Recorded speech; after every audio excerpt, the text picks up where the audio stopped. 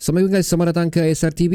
Maka dengan berakhirnya perlawanan semalam di antara Sabah dan juga Perak, di mana Perak berjaya mencuri 3 mata pada perlawanan tersebut, kita tewas 1 gol berbalas kosong. Jadi berlabuhlah sudah saingan Liga Super dan kita mengekalkan kedudukan kita di saingan Liga Super di tangga ketiga untuk 3 musim berturut-turut guys. Jadi untuk ulasan perlawanan ni terlebih dahulu aku pergi dahulu untuk starting 11 Sabah FC lah pada perlawanan ni, di mana pada video sebelumnya aku menganggarkan Sabah akan menang 1 gol berbalas kosong dan aku mengatakan perlawanan ini akan sukar.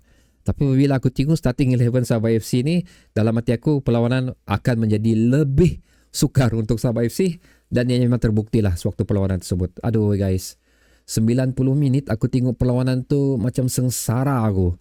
Sengsara aku tengok perlawanan ni. This is the worst ever lah persembahan Sabah FC.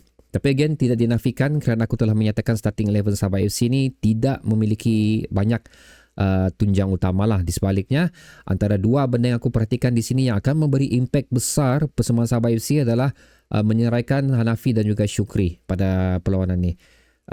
Ini adalah pemain yang lama tidak beraksi di saingan Liga Super, especially Hanafi. Aku rasa Syukri macam tak pernah, di mana Hanafi lebih kerap diturunkan pada musim lepas lah, tidak pada musim ni. Dan aku menganggarkan untuk meletakkan kedua pemain yang memang tidak beraksi di saingan Liga Super ni adalah merupakan satu kesalahan yang besar sebenarnya, kerana aku anggarkan dia macam ni lah, macam kau pergi mandi awal pagi guna air sejuk, kau tidak akan terus rendam badan kau. Kau akan ambil sikit-sikit dulu, lap di muka dulu, lepas tu baru kau siram. So, begitulah aku memerhatikan perlawanan ni. So, untuk meletakkan dua pemain yang tidak beraksi dalam saingan Liga Super, yang tidak memiliki pengalaman atau tidak biasa dengan intensity di saingan Liga Super ni adalah merupakan satu tindakan yang kurang bijak lah daripada Astano. Kalau aku as a coach, aku akan turunkan pemain yang lebih berpengalaman atau biasa di saingan Liga Super ni, di mana aku akan meletakkan seperti Farhan lebih awal, begitu juga dengan Daniel, dan kemungkinan besar aku masukkan beberapa pemain muda yang pernah beraksi di saingan Liga Super ni seperti Hazard ataupun Harit, lebih kurang macam tu. Kerana ini adalah pemain yang sudah pernah beraksi di saingan Liga Super, mereka sudah biasa dengan dia punya intensity. Maksud aku, badan mereka ni sudah acclimatize dengan situasi tersebut. So ianya memberi impact yang cukup besar lah pada separuh masa pertama. Memang agak sukar lah untuk kita cuba penetrate di bahagian Perak. Bukan aku cakap bahagian penalti kotak di Perak tu untuk kita masuk bola ke dalam. Bahagian Perak sendiri pun agak sukar untuk kita masuk melakukan sedemikian. Bola banyak bergelar-gelar bahagian defensif Sabah FC.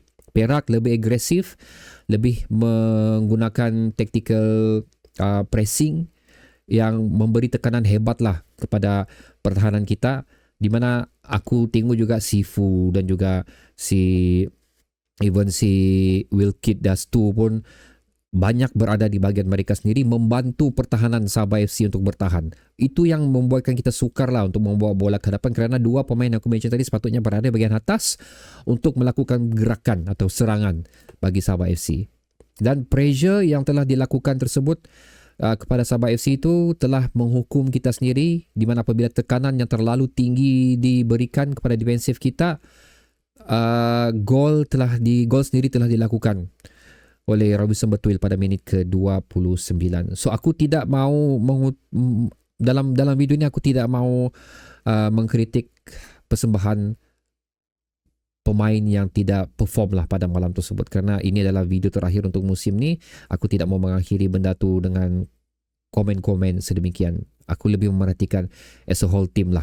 Okay, lebih kurang macam tu. Dan telah telah menghukum kita pada perlawanan ni, dan kita nampak sinar untuk kembali mengemudi perlawanan ni selepas Farhan dimasukkan dan Syukri dikeluarkan. Baru kita nampak situ macam yang okey, ada boleh sudah serangan Sabah FC ni. Nampak ada sudah gerakan-gerakan yang nampak meyakinkan pada perlawanan ni. Unfortunately pula guys, dalam percubaan kita untuk kembali mengundi perlawanan ni, kad merah pula diberikan oleh Ardinesh. Dia seperti mana insiden aku perhatikan sewaktu AS kemarin lah, waktu menentang Kedah tempoh hari, di mana penalti diberikan kepada Kedah oleh kerana kaki yang terlalu tinggi lah diangkat oleh beliau.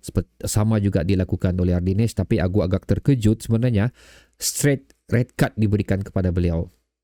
So aku tak pasti apa yang telah referee perhatikan di sepanjang perlawanan ini mengenai aksi yang diberikan oleh Ardinesh. Adakah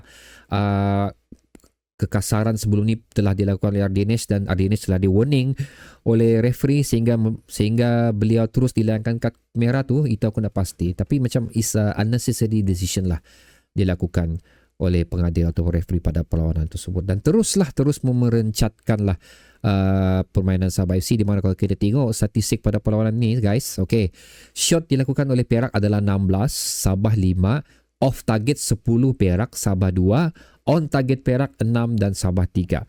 Memang banyak peluang yang cukup menakutkan lah pada perlawanan tersebut. Aku amat bertuah Damien Lim sekali lagi, despite all the pressure yang beliau miliki di sepanjang perlawanan ni, masih lagi menjadi salah satu penjaga gol yang boleh kita harapkan.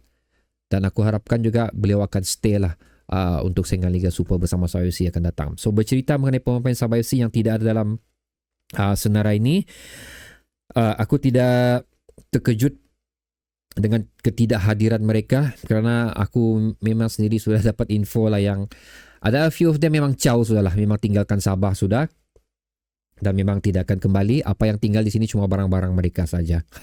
Lebih kurang macam tu. So itu kita akan cerita di video seterusnya lah, untuk video perkongsian off season bersama Sabah FC ni.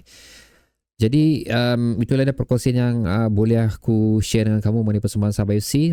So ini adalah bilang orang glimpse untuk apa yang bakal kita saksikan untuk musim yang akan datang.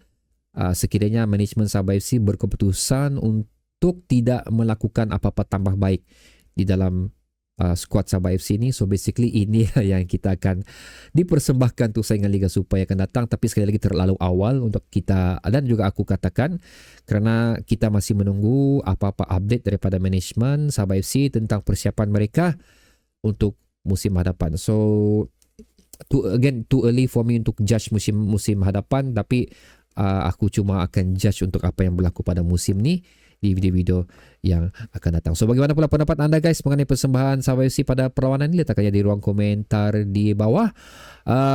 Terima kasih kerana terus setia menyokong SRTV di sepanjang musim bola sepak 2024-2025 ni. Last count adalah 9,407. Ini adalah last count sampai off season lah. So ini adalah jumlah subscriber SRTV di sepanjang musim ni. Terima kasih untuk anda semua yang terus menyokong dan menonton SRTV. Aku berterima kasih atas sumbangan yang anda berikan, dan aku berharap anda akan terus bersama SRTV pada musim hadapan lah, despite ataupun kemungkinlah kemunduran klub kita ni. So SRTV akan terus berkongsi juga lah walaupun kita bottom league. Itu nothing much I can do lah. So okay guys, bertemu lagi di video seterusnya. Assalamualaikum.